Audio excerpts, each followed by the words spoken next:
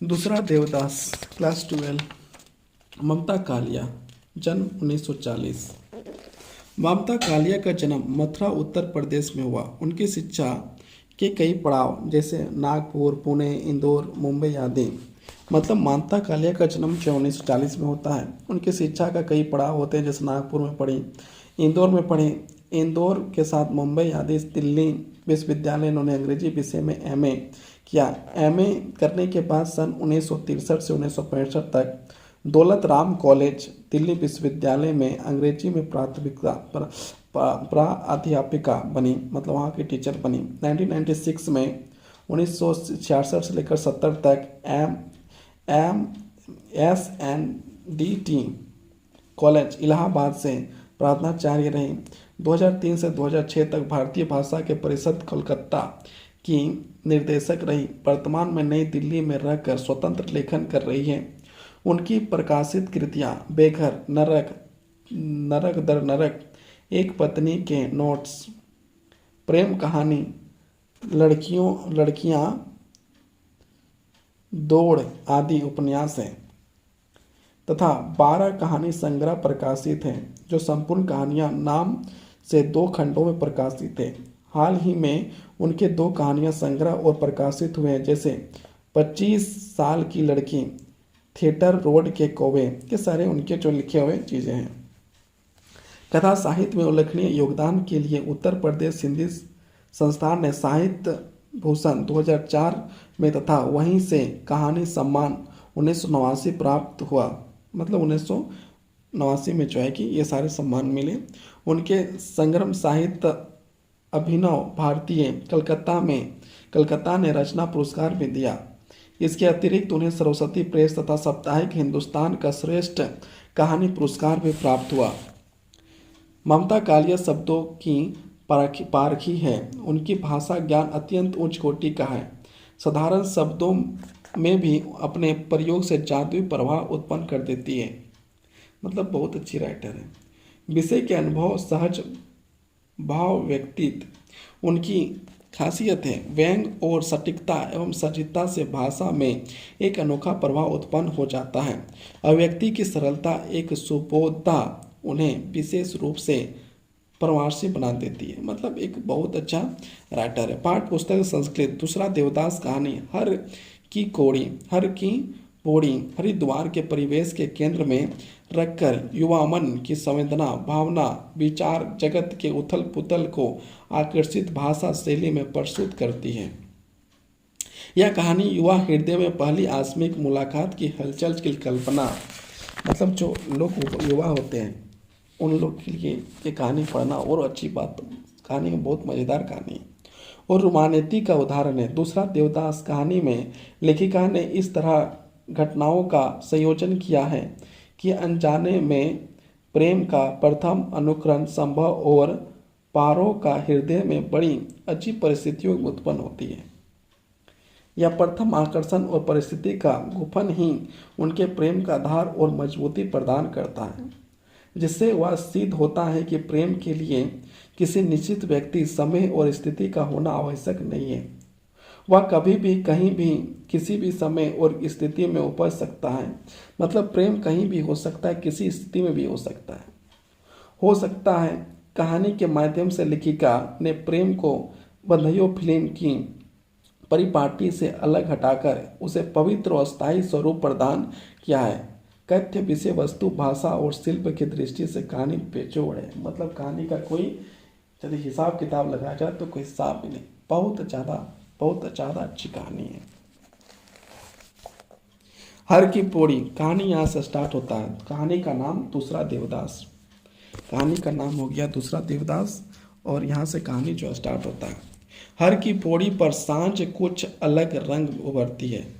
मतलब हर की पौड़ी जो है, सांझ मतलब संध्या के समय जो है कुछ अलग रंग ही उभरती है। मतलब अलग रंग ही दिखता है। दिया बाती का समय, मतलब शाम के समय जो है दिया बाती, मतलब लोग जो है पूजा पाठ करने का समय। कल लो आरती की बेला, मतलब उस समय आरती की जाती। यदि कहें आम शब्दों में तो ये आरती का बेला होगा। 5 बजे जो फूलों के दोने एक एक रुपये बिक रहे थे। मतलब 5 बजे जो फूलों के दोने एक एक रुपये बिक रहे थे, इस वक्त 2-2 के हो गए। इस वक्त जो है शाम के टाइम जो है 2-2 के हो गए, मतलब 1 रुपये की जगह 2 रुपयों हो गए। भक्तों को इससे कोई शिकायत नहीं, भक्तों को जो है इससे किसी प्रकार का कोई शिकायत नहीं है। इतनी बड़ी बड़ी मनोकामना लेकर आए हुए हैं। मतलब जो भी व्यक्ति वहाँ पर गया है बहुत बड़ा बड़ा मनोकामना लेकर गया है। 1-2 रुपये का मुंह थोड़े देखना है, 1-2 रुपये थोड़ी ना देखना है।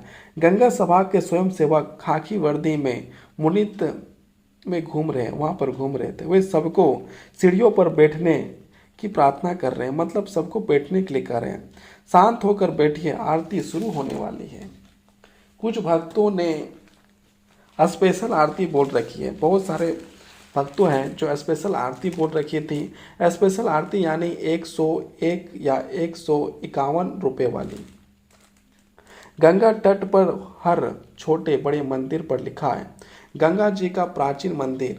पंडितगण आरती के इंतजाम व्यस्त है। पीतल के इलाजली के सहस्र पत्तियों में घी भिगोकर रखी हुई है।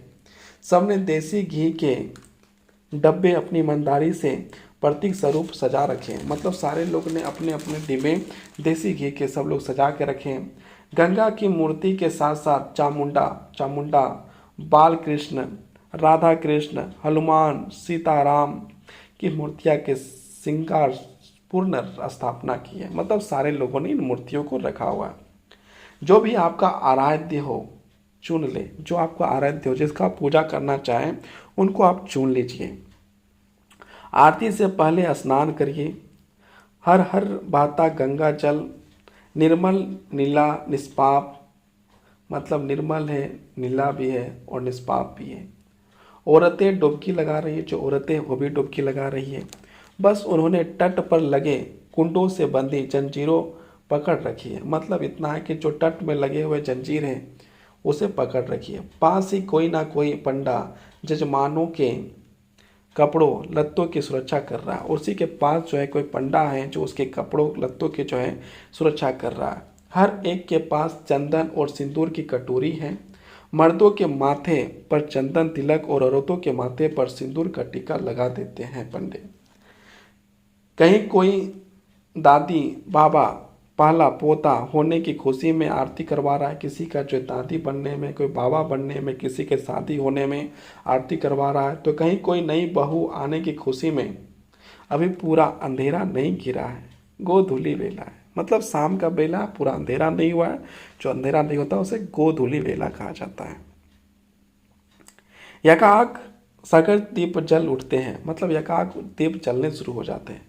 पंडित अपने आसन पर बैठे खड़े होते हैं, हाथ में अंगोछा लपटे पंचम जली नीला जली पकड़ते हैं और शुरू हो जाते हैं आरती। पहले पुजारियों ने भरमाए गले से समवेत स्वर उठाते हैं, जय गंगे माता, जो कि तुमको धावत सारा सुख पावत, जय गंगे माता। आरती की शुरुआत करते हैं। घंटे घड़ियाल बजते हैं।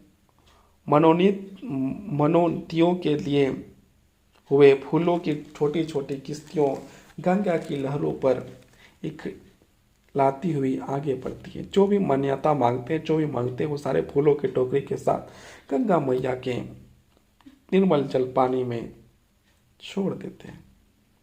गोताखोर दोने पकड़ उसमें रखा चढ़ावे का पैसा उठाकर मुंह में दबा लेते हैं। जो गोताखोर होते हैं, जो चढ़ावा का पैसा दोने में रखा होता है, वो आगे जाकर उसे दोने को पकड़कर उसका जो पैसा है अपने मुंह में दबा लेते हैं। एक औरत ने 21 दोने तैराए थे। एक औरत जो थी 21 दोने तैराती है।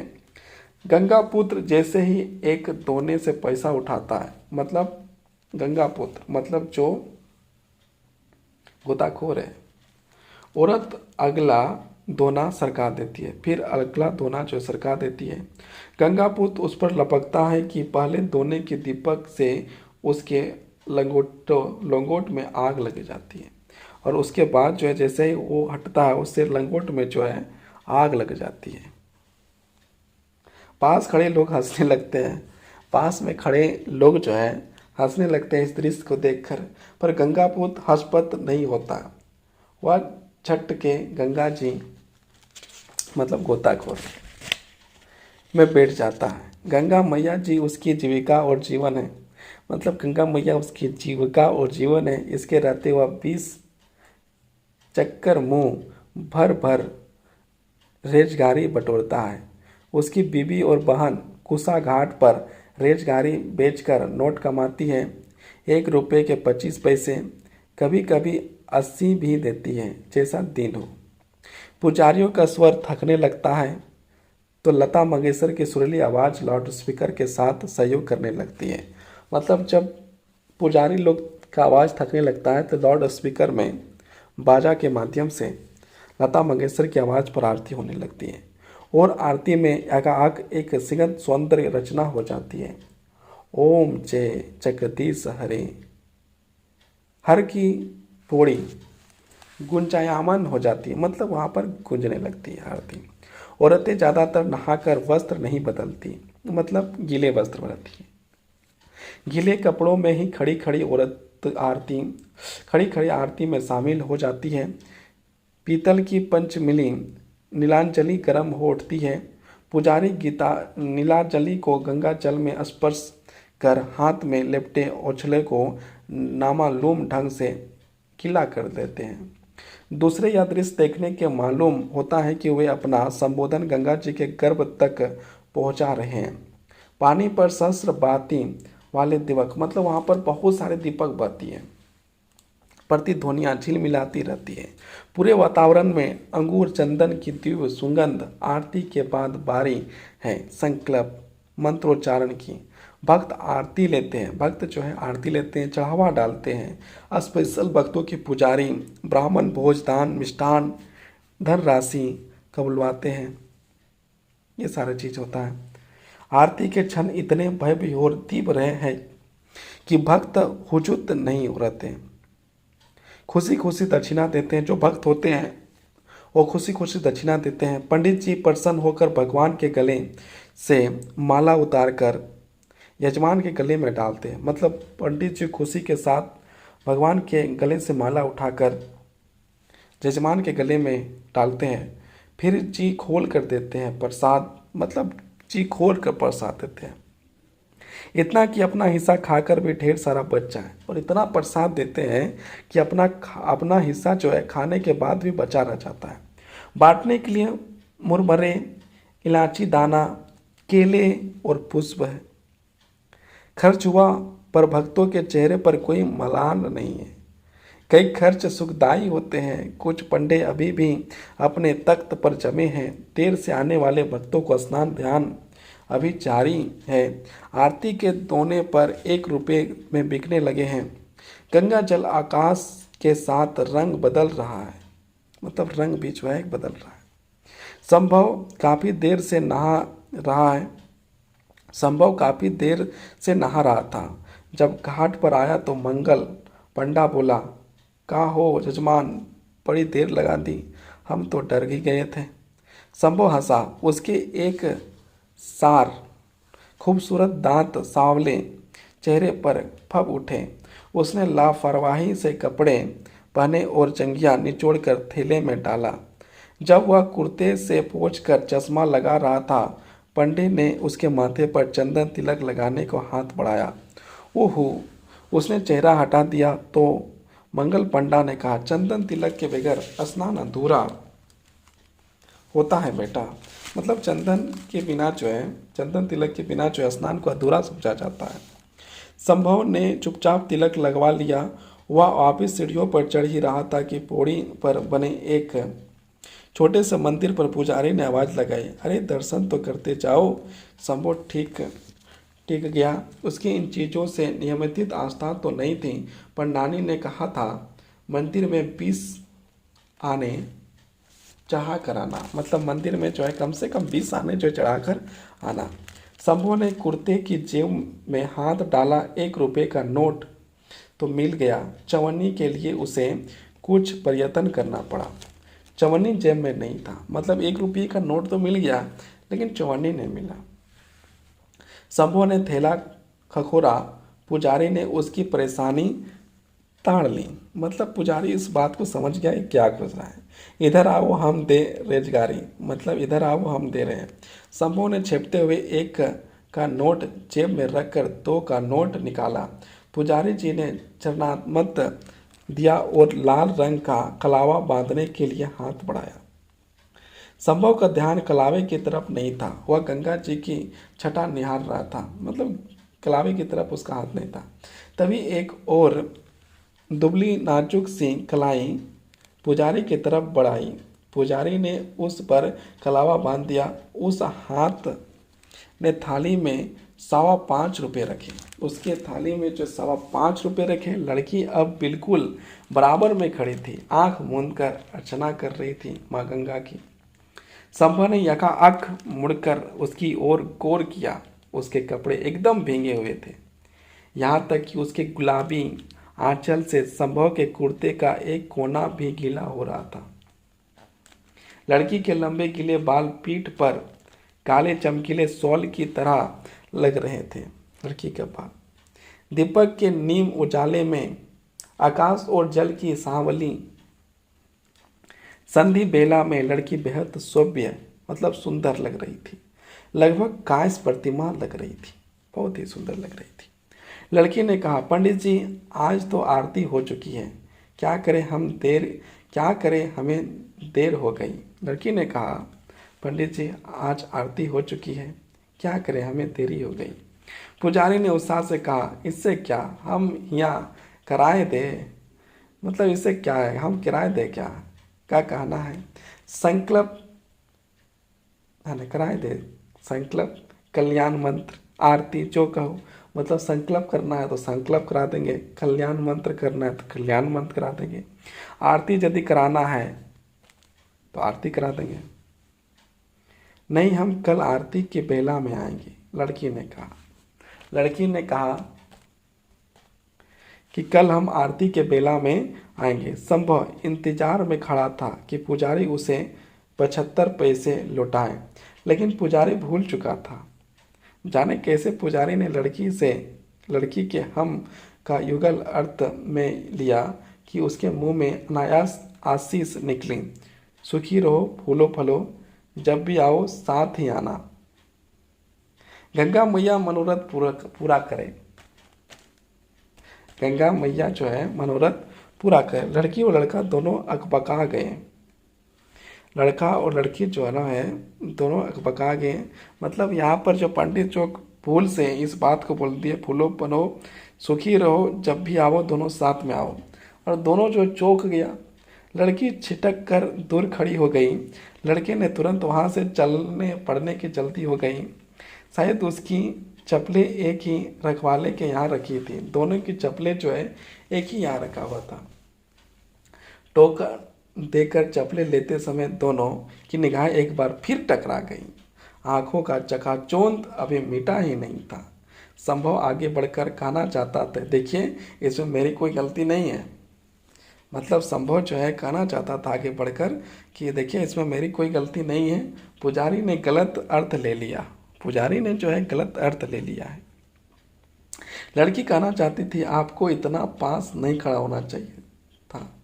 लड़की का मन में चल रहा था कि आपको इतना पास खड़ा नहीं होना चाहिए था, यह बोलना चाहती थी। लड़की ने अपना ओंठ दांतों में दबाकर छोड़ दिया। भूल तो उसी की थी, बाद में तो वही आई थी। अंधेरे में घबराकर कहाँ कितनी पास खड़ी हुई उसे कुछ खबर ही नहीं थी। मतलब कितना पास खड़ी हो गई उसे कोई खबर नहीं थी। लेकिन बातचीत के लायक दोनों की मनोस्थिति नहीं थी। मतलब दोनों आपस में बात करें इस प्रकार की मनोस्थिति नहीं थी। पहचान भी नहीं।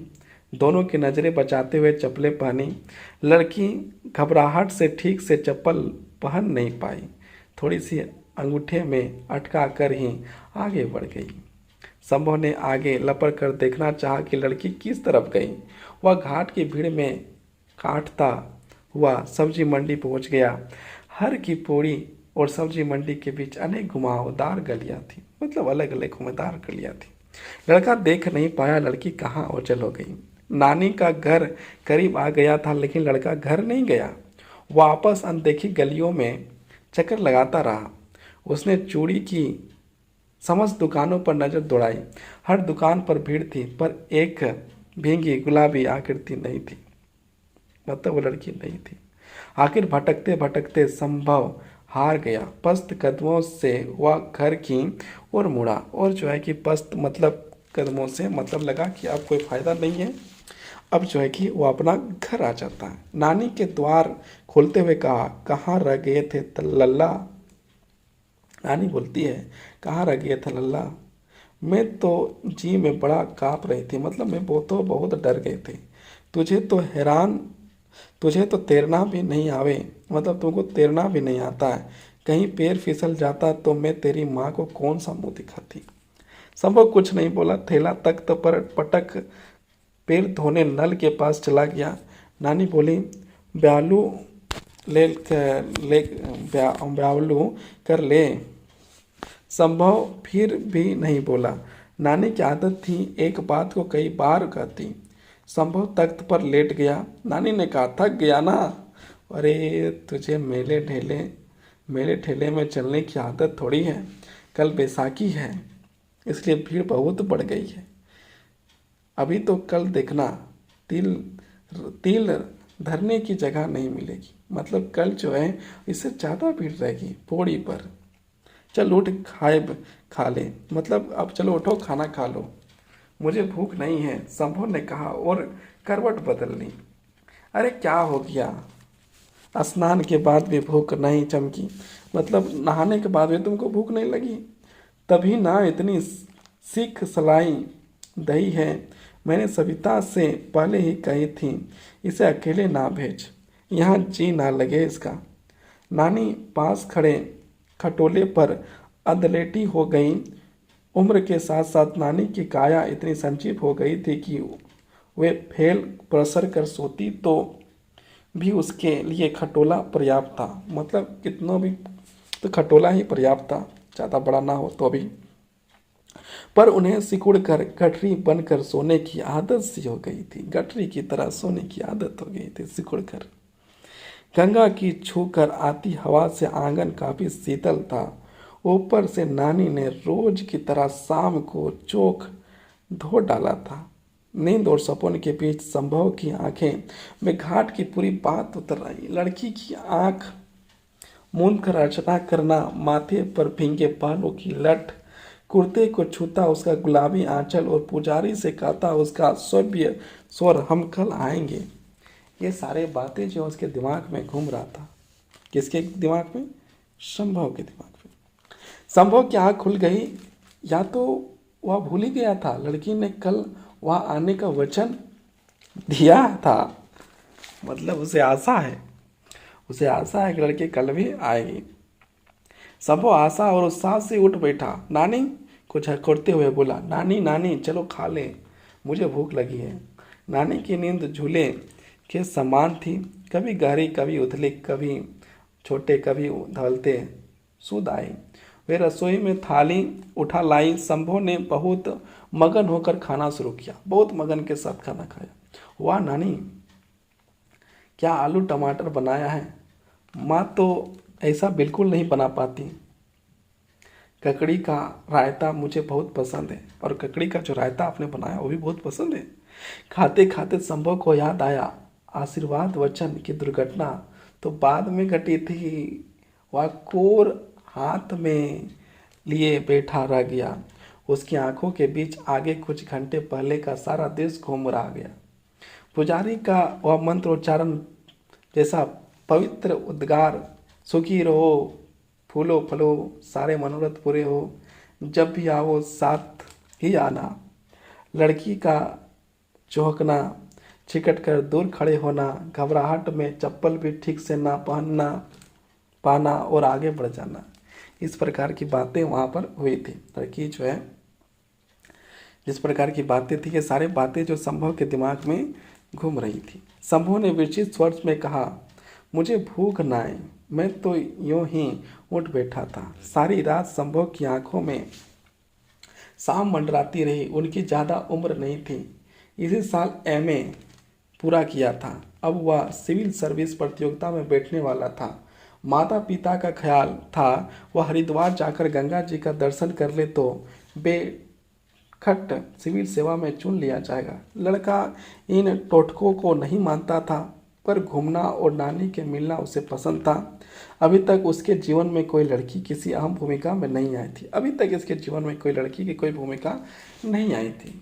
लड़कियां या तो क्लास में बाईं तरफ की बेंचों में बैठने वाली एक कतार थी, या फिर दाई ताई चाची की लड़कियां जिसके साथ खेलते खाते बड़ा हुआ था। इस तरह बिल्कुल अकेली अनजान जगह पर एक अनाम लड़की का संत स्नान दशा में सामने आना, पुजारी का गलत समझना, आशीर्वाद देना, लड़की का घबराना और चल देना, सब मिलाकर एक नई निराली अनुभूति थी। मतलब इससे पहले किस प्रकार से कुछ नई घटना हुई थी जिसमें उसे कुछ सुख और ज़्यादा बेचैनी लग रही थी। उसने मन ही मन तय किया कि कल शाम 5 बजे से ही वह घाट पर जाकर बैठ जाएगा। मतलब उसने मन ही मन तय कर लिया, कल जो है 5 बजे शाम से ही घाट पर जाकर बैठ जाएगा। पौड़ी पर इस तरह बैठेगा कि कल वाले पुजारी के दिवाले पर सीधे आंख पड़े। मतलब कल वाले जो पुजारी है उस पर सीधे आंख पड़े, उसे देखे।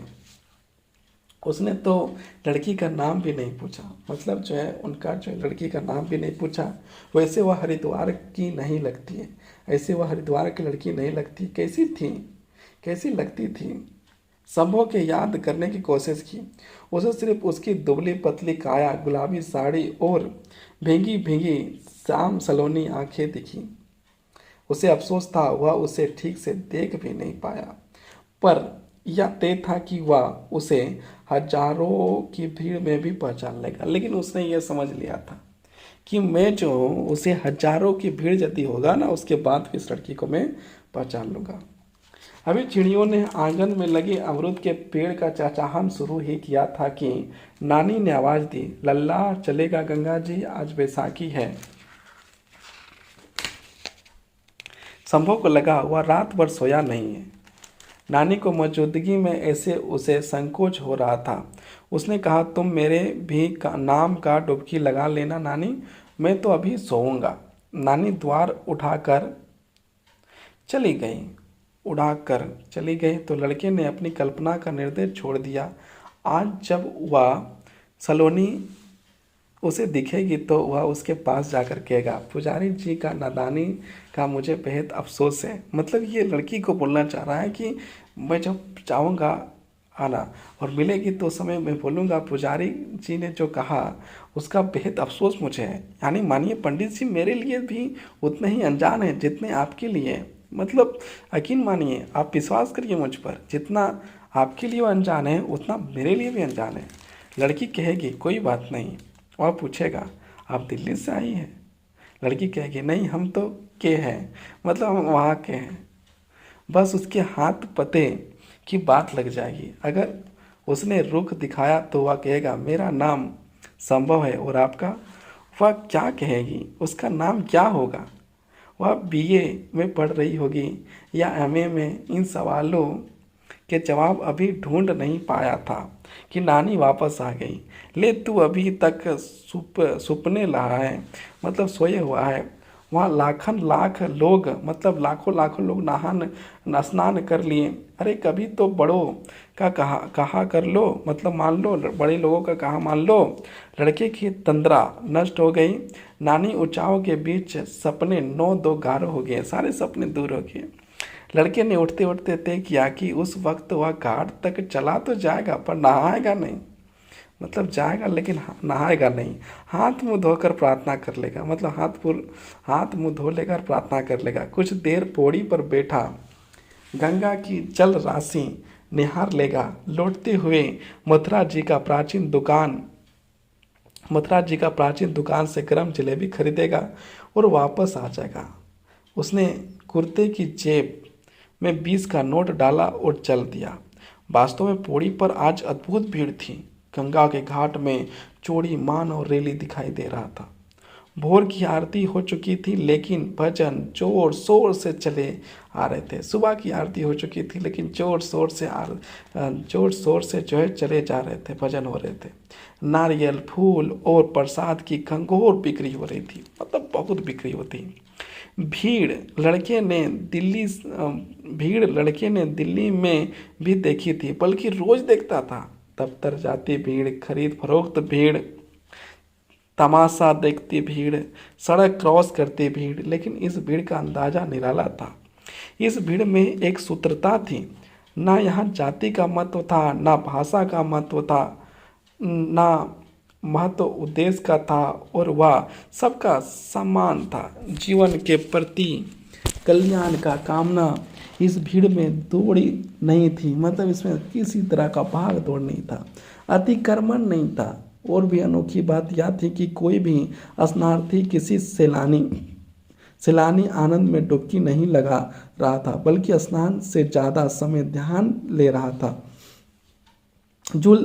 दूर जलधारा के बीच एक आदमी सूर्य की ओर उन्मुख हाथ जोड़कर खड़ा था। एक आदमी जो है सूर्य की ओर देखकर जोड़कर खड़ा था। उसके चेहरे पर इतना विमोर विनती भाव था, मानो उसने अपना सारा अहम त्याग दिया, मतलब सारा प्रकार का जो है मोह अहम सब त्याग दिया। उसके अंदर स्व से जनित कोई कुंठा नहीं, मतलब खुद से उसे कोई कुंठा नहीं।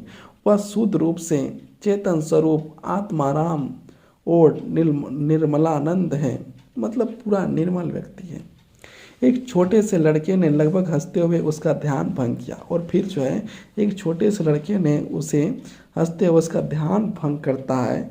भैया जी आप नहीं नहाएंगे, भैया जी आप नहीं नहाएंगे।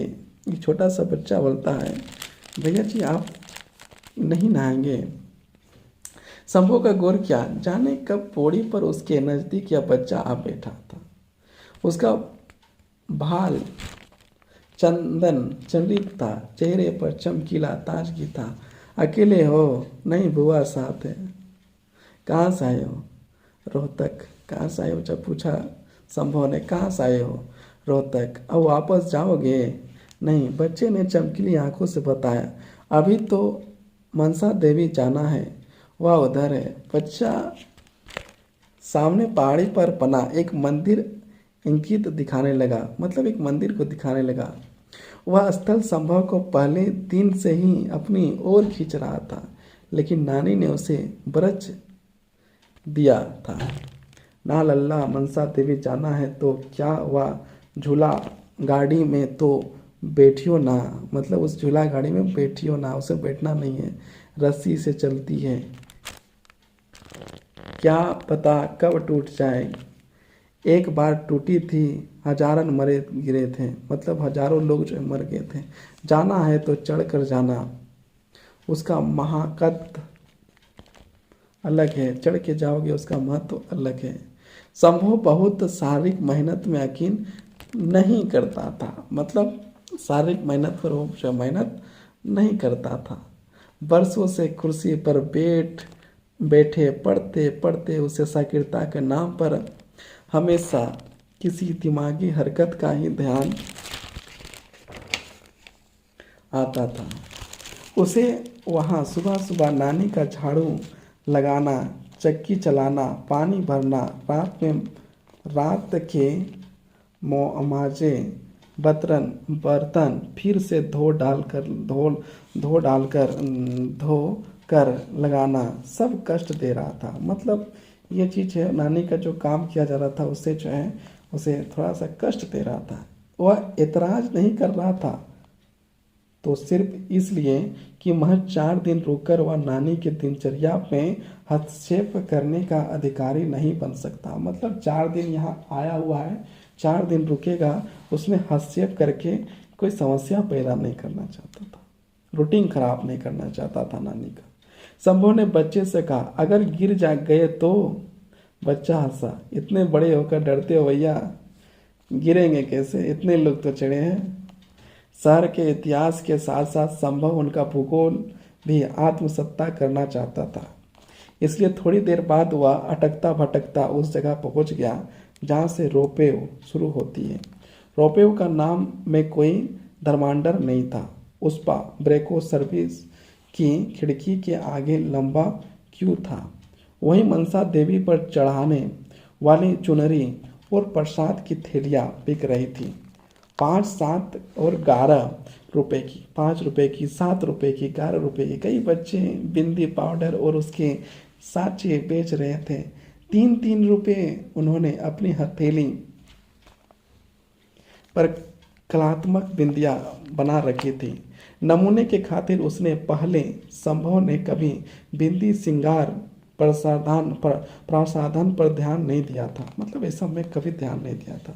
अब यह कहा कि उसे ये बिंदियाँ बहुत आकर्षित लगी। मन ही मन उसने एक बिंदी को अज्ञात यौवन के माथे पर सजा दी। मतलब अज्ञात मतलब समझ रहे होंगे, यहाँ पर बताने की तो जरूरत नहीं है। मांग के तारे पर देने जैसे कई गाने उसे आधे अधूरे याद आकर रह गए। मतलब बहुत सारे गाने याद आ रहे थे। उनका नंबर बहुत जल्द आ गया। वह अब दूसरी कतार में था। वहाँ से केबिल कार में बैठना था। सभी काम बड़ी तत्परता से हो रही थी। जल्द ही वह उस विशाल परिसर पर पहुंच गया जहां लाल, पीली, नीली, गुलाबी केबिन कार बारी बारी से आकर रुकती, 4 यात्री बैठती और रवाना हो जाती। मतलब उसमें क्या है कि केबिन की तरह था, उसमें बैठो और सीधे चल जाओ। केबिन कार का द्वार खोलने और बंद करने की चाबी ऑपरेटर के नियंत्रण में थी। संभव एक गुलाबी केबिन पर कार पर बैठ गया। मतलब इतने जो है गुलाबी गुलाबी साड़ी, गुलाबी केबिन, गुलाबी। चलिए बहुत अच्छी बात है। कल से उसे गुलाबी के सिवा और कोई रंग सुहा ही नहीं रहा था। मतलब जब से गुलाबी साड़ी देखा है तब से उसे गुलाबी रंग से के अलावे कुछ और मजा ही नहीं आ रहा था। उसके सामने ही सीट पर एक नवविवाहित दंपति चढ़ावे की बड़ी थैली और एक वृद्ध चढ़ावे की छोटी थैली लिए बैठे थे। संभव का अफसोस हुआ कि वह चढ़ावा खरीदार नहीं किया। खरीदार मतलब संभव ने कुछ खरीदा ही नहीं। उस वक्त जहाँ से केबिन कार गुजर रही थी नीचे कतारबद्ध फूल खिले हुए थे। लगता था रंग बिरंगी वादियों में कोई हिथौड़ा उठा रहा जा रहा है। एक बार चारों ओर विहंग दृश्य में मन रम गया। न मोटे मोटे फौलाद से खंभे नजर आए और न भारी केबिन वाली रोपवे। पूरा हरिद्वार सामने खुला था। जगह जगह मंदिरों पर बुर्ज, गंगा मैया की धवल धार, सड़कों पर खूबसूरत घुमाव, नीचे सड़क के रास्ते चढ़ते हाँफते लोग, लिमका की दुकानें और नाम अनाम पेड़। मतलब अलग अलग चीज, बहुत सारी चीज नजर आ रहे थे। बहुत जल्द उनकी केबिन कार मनसा देवी के द्वार पर पहुंच गई। यहाँ पर चढ़ावा बेचने वाले बच्चे नजर आए। संभव ने एक थैली खरीद ली और सीढ़ियों पर चढ़कर प्रगान में पहुंच गया। मतलब संभव ने भी एक थैली जो है खरीद ली है। माँ मनसा देवी का था वह वर्चस्व सभी देवी देवताओं को मिला जुला था। और आगे देखते हैं। एकदम अंदर से प्रकोष्ठ में चामुंडा रूप धारणी मनसा देवी स्थापित थी। व्यापार यहाँ भी चल रहा था। मनोकामना के हरकतुक लाल पीले धागे 1.25 रुपए का बिक रहा था। लोग पहले धागा बांधते, फिर देवी के आगे शीश नवाते। संभव ने भी पूरी श्रद्धा साथ मनोकामना की गांठ लगाई, सिर झुकाया, नैवेद्य चढ़ाया और वहां से बाहर आ गया। मतलब पूजा पाठ बहुत ध्यान से किया। आंगन में रुद्राक्ष मालाओं की अनेक कुमटियाँ थी। मतलब वहाँ रुद्राक्ष थी। वहाँ 10 रुपये से लेकर 3000 तक की मालाओं का पर लिखा हुआ था। असली रुद्राक्ष नकली साबित करने वाले को 500 रुपये इनाम। एक तरफ हलवाई गरम जलेबी पूरी कचौड़ी छान रहे थे। मेले का माहौल था। संभव वापस केबिन कार की कतार में लग गया। वापसी का रास्ता ढड़ाव था। कार और भी जल्द नीचे पहुंच रही थी। इस बार संभव के साथ 3 समवयस्क मतलब उसके बराबर के लड़के थे, बैठे हुए थे। वह केबिन कार की ढलाव दौड़ देख रहा था कि एकाएक 2 आरसे एक साथ घटित हुई। वह बच्चा जो पौड़ी पर उसके करीब आकर बैठ गया था, दूर पीली केबिन कार में नजर आया। दूसरे केबिन में नजर आता है। बच्चे की लाल कमीज उसे अच्छी तरह याद थी, हालांकि इतनी दूर से उनका चेहरा स्पष्ट नजर नहीं आ रहा था। और बच्चे से सटी हुई जो दुबली पतली श्याम श्याम सलोनी आकृति बैठी थी, वह थी वही लड़की जो कल शाम को दुपट्टे छोट पट्टे में हर पौड़ी के उससे टकराई थी। संभव बेहद बेचैन हो गया। वह दाएं बाएं झुक झुक कर चिन्हने की कोशिश करने लगा, मतलब पहचानने का प्रयास करने लगा। उनका मन हुआ पंछी की तरह उड़कर पीली केबिन कार में पहुंच जाए। बहुत जल्द केबिन कार वापस नीचे पहुंच गई। शंभू ने आगे आगे जाते बच्चे को लपड़ कर कंधे से थाम लिया और बोला, कहो दोस्त। बच्चे ने अचक जाकर उसको देखा, मतलब आरसे से देखा। अरे भैया, रुक कर बोला, हमने सोचा जब हमारा दोस्त नहीं डरता तो हो जाए एक ट्रिप। तभी आगे से एक महीन सी आवाज से कहा, मनु घर नहीं चलना है।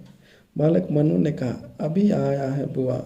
शंभू ने अस्फुट स्वर से पूछा, ये तुम्हारी बुआ है? और क्या? मनु ने आश्चर्य से जवाब दिया, हमें नहीं मिलाओगे?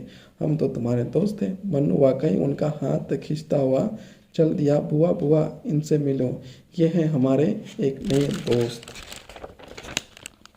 उसने प्रश्नवाचक नजरों से शंभू को देखा, अपना नाम खुद बताया। वह अपना नाम बताता इससे पहले उसी महीन मीठी आवाज से कहा, ऐसे कैसे दोस्त हैं तुम्हारे? तुम्हें उनका नाम भी तो नहीं पता। अब शंभू ने गौर किया, बिल्कुल वही कंठ, वही उल्लाहन, वही अंदाज। पुलक से उनका रोम रोम हिल उठा, मतलब शंभू का पूरा चेहरा हिल उठा। हे ईश्वर, उसने कब सोचा था मनोकामना का मौन उदागर इतनी सिर्क शुभ परिणाम दिखेगा। वो तो शंभू जो है शाम को सोच के रखा था कि शाम को मिलेगी, लेकिन वो सुबह ही मिल गई। लड़की ने आज गुलाबी परिधान नहीं पहना था, पर सफ़ेद साड़ी में लाज से गुलाबी होते हुए उसने मनसा देवी पर एक और चुनरी चढ़ाने का संकल्प लेते हुए सोचा, मतलब मनसा देवी पर एक और चुनरी जो है चढ़ाने का संकल्प करते हुए सोचा, मनोकामना की गांठ की अद्भुत अनूठी है, इधर बांधो उधर लग जाती है, मतलब इधर जो है बांधो उधर लग जाती है। पारो बुआ, इनका नाम। मन्नू ने बुआ का आंचल खींचते हुए कहा, संभव देवदास। इसका संभव का पूरा नाम संभव देवदास। संभव ने हंसते हुए वाक्य पूरा किया। उसे भी मनोकामना का पीला लाल धागा और उसमें पड़ी गिठान का मधुर स्मरण हो गया। और यहाँ पर इस किताब में कहानी का अंत हो जाता है। चलिए आज इतना ही।